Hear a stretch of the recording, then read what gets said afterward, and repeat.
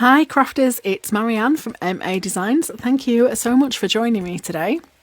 So today is part 2 of the mammoth crafting session where I tried to use all of the stuff that I've got from different companies in my stash of a vaguely tropical theme.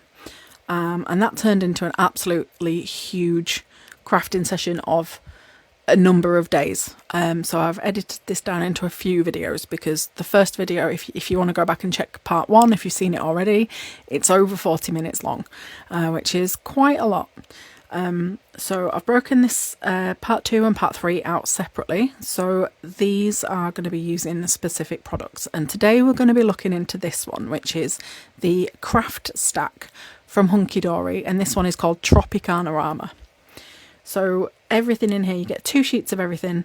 You've got loads of these die cut things at the beginning. They're all die cut and foiled, ready just to pop out and use. You can see there, they just pop straight out of the card. Really easy, and you get 2 of each. And then you've got this page here, which I think you're supposed to pleat them. They're pleated, they're sort of scored, and I think you're supposed to fold them up and make little rosettes with them. Whether or not I will, not sure. And then you've got all these backing papers. Again, some foiled, and then some just matte, but beautiful colours. I mean, look at that. If you're going for tropical, that is, to me, that is tropical. And then they're double-sided.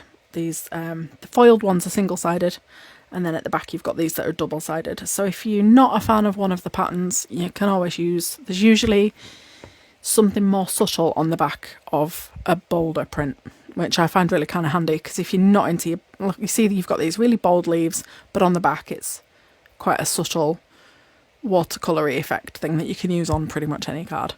So yeah, there's loads of stuff in here. I am just going to make one card today, obviously with a stack like this. I can't remember how many sheets are in it. I think it's 64 or 32, anyway, plenty. And you've got all these icons at the bottom, these birds, which you could use as the main focal point, or you could even, because it's 8x8, you could use this for journaling or scrapbooking too. So there's plenty in here for many cards. But today what I'm going to do is use, these are pages that I've torn out of a magazine. I used to subscribe to the Hunkydory magazine, and also you'd find pages from Hunkydory in many of the other magazines. So they'd be on Create and Craft, or they'd be in, you know, the Creative Stamping, or I can't remember, Simply Cards and Papercraft. There's all the different magazines here in the UK, and Hunkydory are a major company. So you'd find pages advertising their latest products and showing you what to use with, how to use them. So when I found pages in a magazine that matched a product that I actually owned, I would tear out the magazine pages and store them with that product. So when I've opened up the Tropicanarama Craft Stack, I found those magazine pages in there, and they're years old. I mean, I don't know how many years, certainly more than 5 years, but they're stored with it, so they're ready to use. And just to break the ice on this, I have decided to just copy one of the cards that I've seen in there. Usually, you'd just take it as inspiration, and you wouldn't actually copy it like for like. But I find if you're in a bit of a slump, I think I'm not so much in a slump, but at the moment overwhelmed, because there are so many options with this pad. There are so many papers and so many toppers and so many colours that I didn't know where to start. So I am basically going to copy that card that I've seen on that magazine page, and I think that sometimes is a really good jumping off point. And from there, usually your imagination will kick in and you'll end up doing something different, or tweaking it, or that won't quite work and you prefer this colour, or the person you send in the card to, it's not this sentiment, it's that sentiment. So you will make tiny changes. Even today I fully intended to copy this, but you'll see in the end I use just slightly different papers, and it's not the greatest of creative changes, but just slightly. I use just slightly different papers than what they've used in the magazine example. So I'm just gluing this paper to the card. I've just set my card slightly inwards because I don't want that very white border from that watercoloured green sheet. So I've just moved my card slightly inwards so that it all gets green and not white. And then I'm lining this up right with the edge of my trimmer, my guillotine, and just chopping that off. probably shaved a tiny bit of the card blank off there, but that's fine. No one will know. As long as you don't do that on the spine side, you'll be fine. So again, just using my guillotine here, just to make sure they're really straight lines. And then this side, like I say about the spine, I'm going to use scissors just to be safe, because I don't want to be guillotining straight through the spine of the card. And you can see there, it's still fairly white on that edge, but I just cut off the very, very whitest bit. And then I need a strip of paper for the middle, and I decided this is where I'm going to change the paper slightly from the example. So I'm going for these feathers. I think they're really bold, but just as a small strip of them, I think it's going to be absolutely fine. And I'm going to cut with my guillotine straight across there, and I'm using that bottom section that's kind of green and teal, and just cut that across. So I've cut nearly all the way across. It's an 8x8 piece of paper, and I know I'm not going to need all of it because it's a 6x6 card. So I've just cut, there you go, I think it might even be a 5x5 card, looking at those proportions there. So just cut as far across as I need, rather than wasting the whole strip, and then I'll just trim it to fit. So I'm lining up the toppers that I've popped out, and that happy birthday to you pre-foiled, pre-cut ribbon banner, and that's it. Your sentiment's done. It's so easy. So I'm making a little notch there with my fingers, just where the edge of the card is, and then I know exactly where to cut. And I'm being brave and I'm doing it with my scissors, but when you can link the top and the bottom notch like that, you can't really go too far wrong, she says. But yep, that looks alright. So I'm just going to get some of this inch wide double-sided tape, and I'm going to use my scissors there. Because this paper's quite thin, normally I would just rip the tape off the back of the card, but because it's paper this time, that foiled paper, and I don't want to tear it.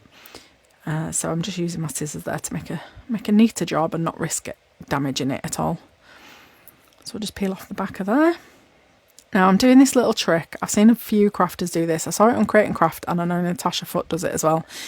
If you just peel off your backing paper just so far, and then the rest of it still has the backing paper attached, you then have more space. You can line that up and wiggle it about and move it on the card without getting in a big sticky mess. So you've got time to line it up, and only those two corners are going to be adhesive. So you line them up, and when you're happy with it, you peel off the rest of your backing paper from underneath, and it can't shift, and it's nice and straight, and it's exactly where you want it. Whereas if you peel off the full backing, like in one go, you can get yourself in a rare old mess. And because it is only paper as well, there was no chance I was going to be able to peel it back off if I did make a mess. So better to be safe than sorry. Now I'm going to keep that little happy birthday that I've chopped off the edge, but it's a little bit too closely cropped and I probably won't ever actually use it, but never mind. I'll keep it for now. So I'm just using some liquid glue. This is the Deluxe adhesive from Nuvo by Tonic. And then again, that buys me that little bit of wiggle room just so I can make sure I've got this, parallel. Again, I'm not measuring anything, but you want it as straight as you can. Just press that down, give it a minute. With there being that shiny foil effect on the paper below, it just needs a second for the glue to grab. And that'll be absolutely fine. And then once you know it's grabbed, you can use your scissors and just trim up any bits that are overhanging. But just leave it to settle for now. And then I've got these, the two toppers, exactly the two toppers that were in the magazine. And chunky foam pads from The Works. And yeah, just put a few of them on, pop these up, a little bit of dimension. So I'm just staggering these left to right, just to, because they're not quite wide enough to cover the whole topper, but I didn't want to bother putting an extra row or cutting any to size. So I just stagger them like that so that there's support on both sides of the topper. Peel off your backing papers. Don't forget to trim off your little pips. So where you've detached die cut pieces from the backing card, you end up with these little tabs where it's been attached. Just run your scissors down the edge and just detach. Just trim those off, because it takes seconds and it makes such a difference to the professional finish of your final card. you can barely tell the difference, but you can tell the difference. So I think it's worth doing. Sometimes you can still see them if you've been a bit vicious when you've torn them out. Sometimes you do damage the foil, but yeah, I think it's worth taking the time, especially when you've got straight edges like this with your squares and your rectangles. I think it's worth doing. So I'm just going to pop some more of these chunky foam rectangles on here. Pop this one up, and then where that corner's going to overlap onto the other one, I'm going to glue that flat so it's not popped up to double foam height. And then I use these squares, the smaller squares, just to fill the gaps, because there's not room for another chunky one. So I'll peel off the back end of these. Whenever I'm doing a voiceover for these videos and I watch myself peeling off these squares, look at the static, it's horrendous. It just clings to my nail varnish. Look at that. Awful. Anyway, the struggle is real, people. And then this one is just going to go, the square is going to go diagonal, but strangely, it actually makes the bird look really straight. So it's quite appealing to the eye. And then that's it, a really quick and simple card. And I'll just trim these edges off. Now that glue is all I had time to grab and nothing's going to shift and slide about. Just trim those tiny little edges, but it looks much neater if you take it off the edge. And then there we go, the finished card. But not finished, not quite yet. So having looked at it, I do feel like it's ever so slightly too plain. And I don't think they did this in the magazine, but this is what I mean. Even though I'm copying, I still end up doing my own thing a little bit. So I've just gone off to find some Nuvo drops, and I've got 3 different shades of pink, and I put a little sample dot on the top of the lid. So I'm just sizing each of these up against that peachy pink flower in the corner there and deciding which one goes the best. And I think it's this one. So I've chosen Party Pink, and it's a gloss one, not a glitter one. So this is your Nuvo Crystal Drops. It's like pops of colour from, is it Simon Says Stamp, I think, that does it, or scrapbook.com, one of the US companies. So over here in the UK we've got Tonic Studios. I believe they're in the US as well. And you just pop these little dots. They're self-leveling, so you just squeeze out as much as you want. You can do tiny dots, bigger dots. Obviously the bigger you do, the longer they take to dry, because it's effectively a coloured glue.